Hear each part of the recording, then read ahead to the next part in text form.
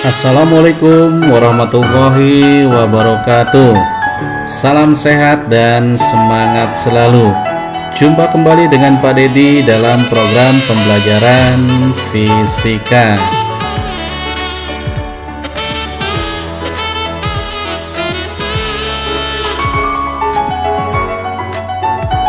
Belajar fisika adalah usaha kita mengembangkan kreativitas menuju karya besar teknologi yang akan kita persembahkan untuk kesejahteraan manusia.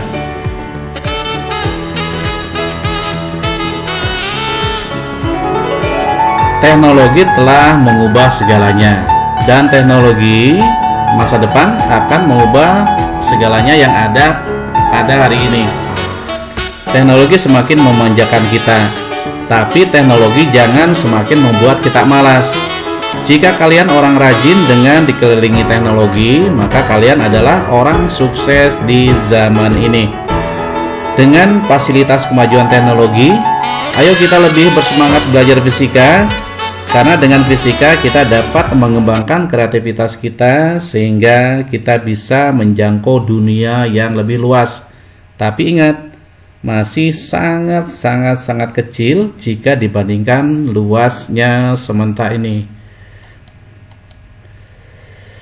Untuk mengenal lebih dekat lagi tentang fisika, marilah kita ikuti bahasan tentang hakikat fisika dan prosedur ilmiah.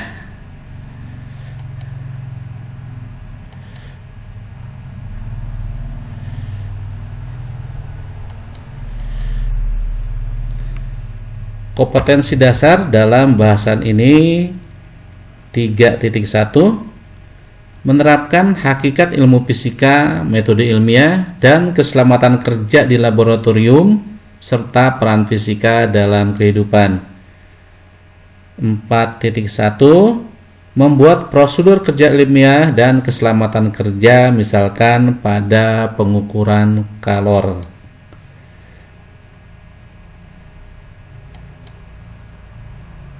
Materi bahasan pada bab ini pertama adalah hakikat fisika dan perlunya mempelajari fisika.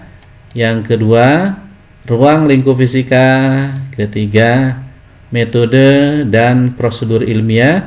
Dan keempat, keselamatan kerja di laboratorium. Baik, kita ikuti bahasan yang pertama tentang hakikat fisika dan perlunya mempelajari fisika. Amati gambar-gambar berikut ini dan selidiki apa manfaatnya untuk kehidupan manusia. Ada tidak ya kaitannya dengan fisika? Yang pertama, ini di rumah tangga. Masakan ibu bisa matang karena ada api dari kompor. Sinar matahari dapat diubah menjadi energi listrik sehingga bisa digunakan untuk keperluan rumah tangga. Pada bidang transportasi, walaupun berukuran besar, pesawat bisa terbang di angkasa tanpa takut jatuh. Kapal laut bisa terapung di permukaan laut. Pada bidang pembangkit listrik, aliran air dapat menghasilkan tenaga listrik. Tenaga angin juga dapat menghasilkan tenaga listrik. Di bidang kesehatan, dengan menggunakan ronsen, maka anatomi tubuh manusia bagian dalam bisa diamati. Dengan mikroskop super canggih, virus yang berukuran nano dapat diamati manusia. Di bidang komunikasi, HP sudah menjadi kebutuhan primer bagi manusia. Pandemi bukan halangan untuk tetap belajar dan berprestasi.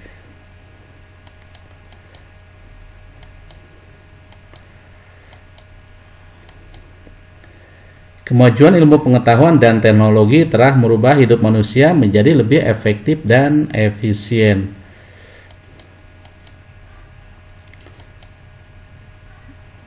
Berikutnya kita akan lihat A tentang hakikat fisika. Fisika merupakan cabang dari Nature Science atau IPA, di mana Nature Science ini juga merupakan cabang dari Science.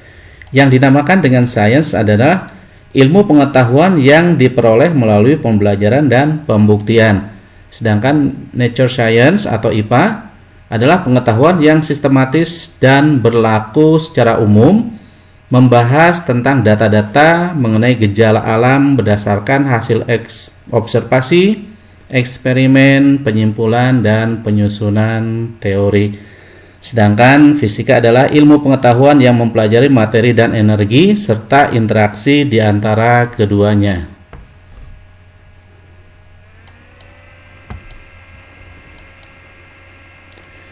Kesimpulan.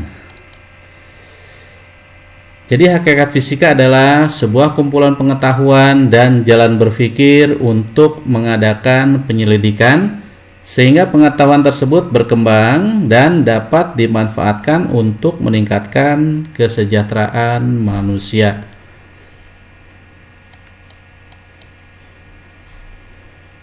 Ada 3 aspek dari hakikat fisika. Aspek yang pertama adalah fisika sebagai produk.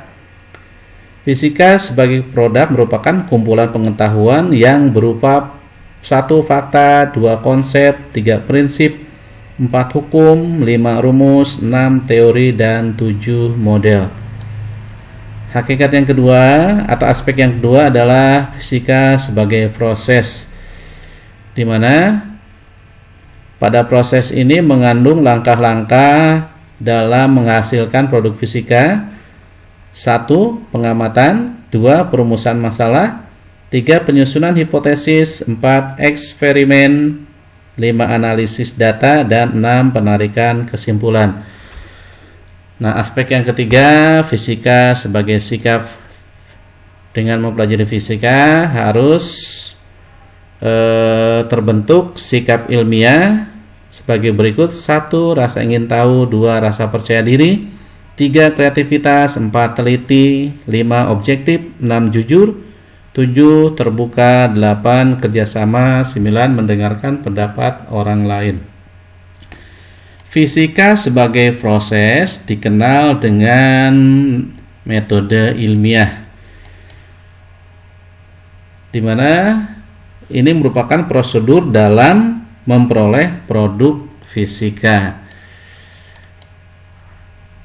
sehingga bisa tertanam kebiasaan atau pembiasaan dalam bersikap ilmiah.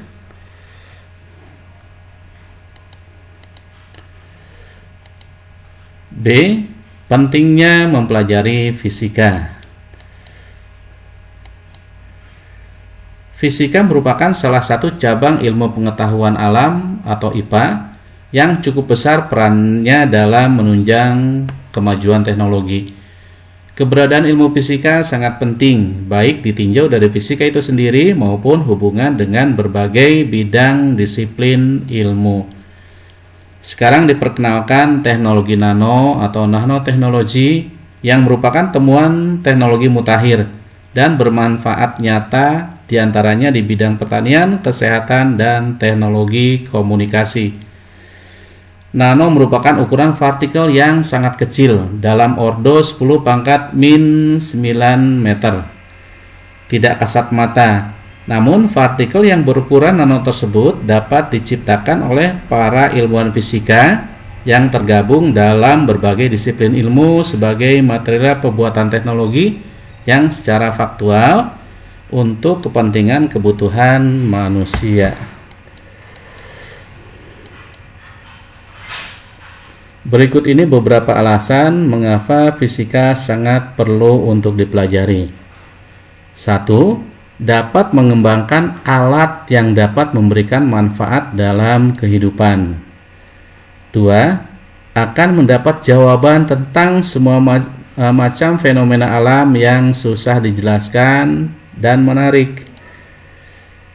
3. Kalian akan berada di puncak prestasi intelektual manusia dalam usahanya memahami semua gejala alam. 4.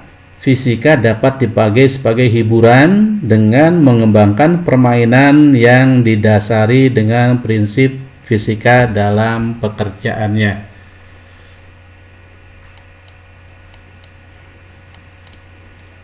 Yang kedua, kita lihat ruang lingkup fisika.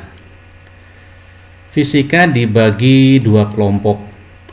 Ada fisika klasik yang bersumber pada gejala-gejala alam yang ditangkap oleh indera manusia.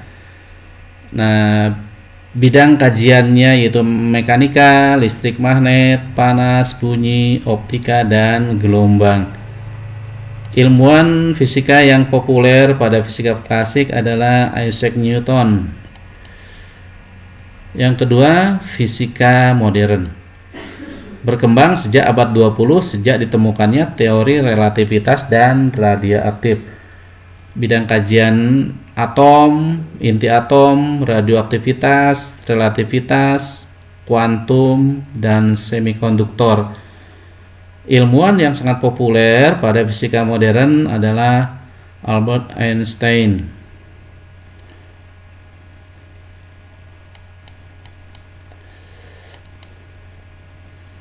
Berikut ini adalah cabang-cabang dari fisika yang akan kita pelajari.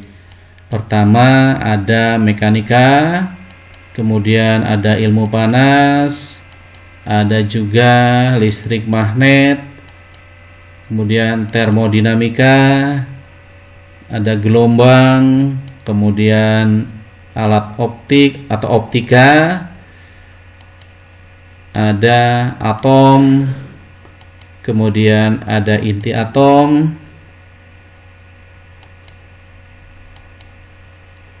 ada radioaktivitas, juga ada fisika kuantum, dan ada relativitas.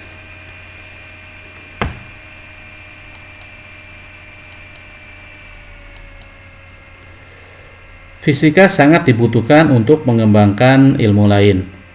Karena hal tersebut ada kaitan yang erat antara ilmu fisika dengan bidang ilmu lain. Seperti geofisika merupakan gabungan antara ilmu geologi dan fisika yang mempelajari tentang bagaimana sifat-sifat bumi. Ada fisika material, perpaduan antara ilmu fisika dan ilmu bahan yang mempelajari tentang karakteristik suatu bahan secara fisik, seperti bentuk kristal, bahan, kelenturan, titik didih suatu bahan, dan lainnya. Fisika medis, kombinasi antara ilmu fisika dan ilmu kedokteran, mengkaji tentang kesehatan dalam konsep fisika. Ada biofisika, kombinasi antara biologi dan fisika yang mempelajari proses-proses biologis dalam konsep fisika, misalkan pengukuran sistol dan diastol. Ada astrofisika yang merupakan perpaduan antara ilmu astronomi dan ilmu fisika yang mengkaji tentang interaksi benda-benda langit.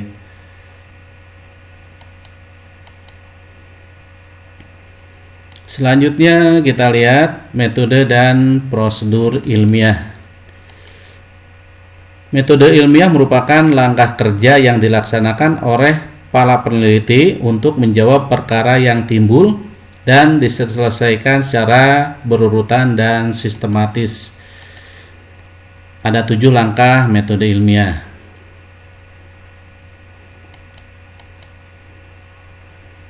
Tujuh langkah metode ilmiah sebagai berikut.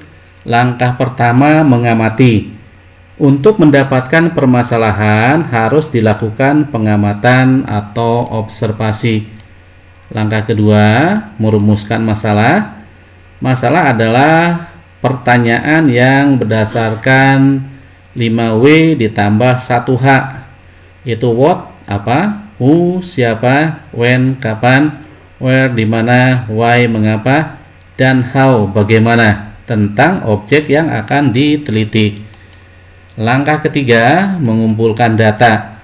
Untuk mendukung teori penelitian, kumpulkanlah data atau informasi yang bisa kamu peroleh dari buku, literatur, atau informasi yang ada di internet.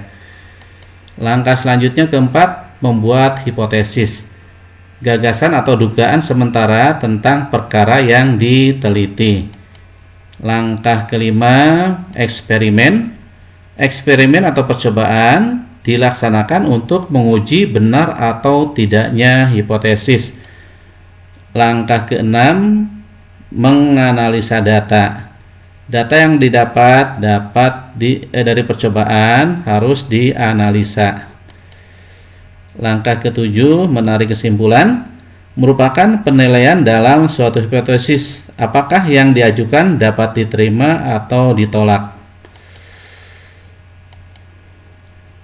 Hipotesis yang berhasil dalam uji coba dan memenuhi kriteria dalam fakta atau dianggap menjadi bagian dari pengetahuan ilmiah. Hal tersebut karena hipotesis telah memenuhi syarat keilmuan.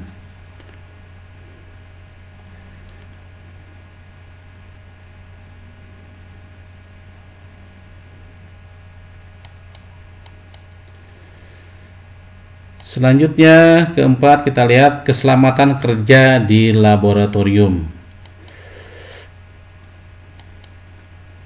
Laboratorium merupakan tempat melakukan eksperimen, tempat yang memiliki resiko menimbulkan kecelakaan. Eksperimen akan berjalan lancar jika memperhatikan keselamatan kerja, baik keselamatan individu maupun bahan dan alat yang digunakan.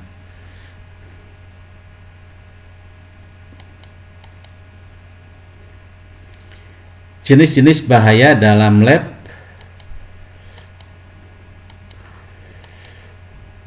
Di antaranya, 1. Kebakaran akibat penggunaan bahan-bahan kimia yang mudah terbakar. 2. Ledakan akibat reaksi eksplosif dari bahan-bahan reaktif atau oksidator. 3.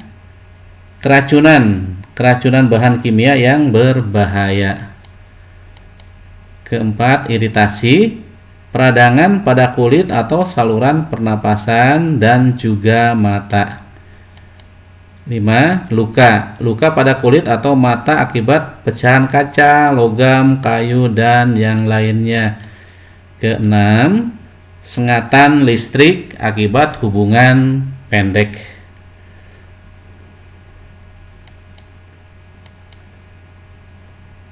Usaha pencegahan kecelakaan di lab.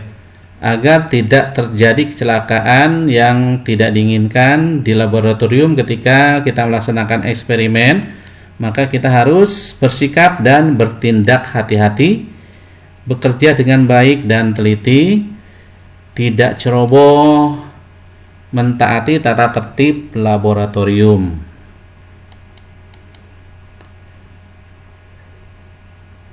Tata tertib laboratorium fisika. 1. Siswa tidak diperbolehkan masuk tanpa seizin guru. 2. Memakai jas lab selama kegiatan eksperimen. 3. Baca semua petunjuk untuk melakukan eksperimen. 4. Dilarang makan atau minum saat berkegiatan praktikum. 5. Dilarang menyalakan api. 6. Selesai kegiatan, kembalikan alat-alat seperti semula. 7. Cuci tangan setelah melakukan kegiatan.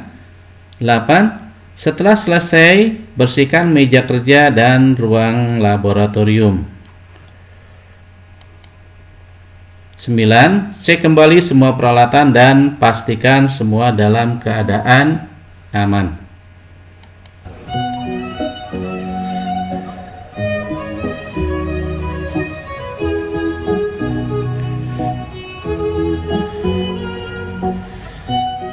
Demikianlah penjelasan tentang hakikat fisika dan metode ilmiah.